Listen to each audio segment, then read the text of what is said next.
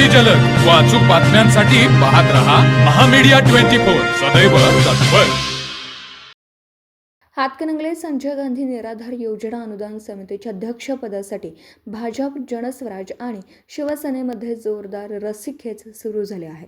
परंतु स्थानिक आमदार जनस्वराज्याचे असल्यामुळे त्यांच्या माध्यमातून धनंजय टारे यांचं नाव आघाडीवर असून माजी पंचायत समिती सभापती राजेश पाटील यांनीही खासदार धैर्यशील माने यांच्या माध्यमातून जोरदार हालचाली सुरू केल्या आहेत।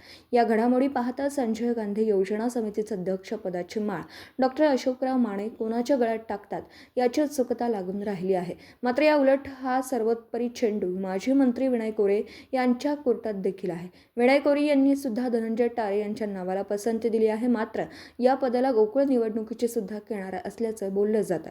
राष्ट्रवादी काँग्रेसचे नेते मंत्री हसन मुश्रीफ यांचं राजकीय करिअर संजय गांधी निराधार योजना समितीच्या माध्यमातूनच घडलं आणि त्यात ते यशस्वी झाले आणि हाच धागा पकडत प्रत्येक तालुक्यामध्ये या कमिटीवर वर्णी लागण्यासाठी अनेकांनी प्रयत्न सुरू केले।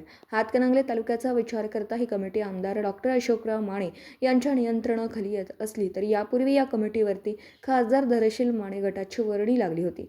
सध्या 1.5 वर्षापासून या समितीचं अध्यक्षपद रिक्त झालं, त्यामुळे पूर्णपणे कामकाज ठप्प आहे। अनेक लाभार्थ्यांचे अर्ज थप्पीला लागले आहेत, त्यामुळे या कमिटीची तातडीने पुन्हा रचना व्हावी असा सूर महायुतीमध्ये उमटू लागला आहे। असे पाहता या कमिटी रचनेमध्ये आमदार यांचा शब्द अंतिम आहे, परंतु खासदार गटाकडून ही कमिटी आपल्याकडे राहिली पाहिजे यासाठी प्रयत्न सुरू आहेत। इचलकरंजी कमिटी आमदार राहुल आवाडे यांच्या अधिकारात, त्यामुळे हातकणंगले कमिटी स्थापन करताना डॉक्टर अशोकराव माने यांचा शब्द अंतिम असणार आहे। मात्र आमदार राहुल आवाडे व माजी मंत्री प्रकाश आवाडे यांनी सुद्धा उद्योगपती धनंजय टारे यांसाठी आपला आग्रह धरला आणि अशोकराव मानेबापू यांनी या नावाला पसंती दिलेली आहे असं समजतं। परंतु ऐनवेळी खासदार माने यांच्याकडून राजेश पाटील यांची नावे पुढे केलेली आहेत, त्यामुळे मोठा पेच निर्माण झाला। आता पाहावं लागेल अध्यक्षपद जनस्वराज्याकडे जातं की शिवसेनेकडे कायम राहतं।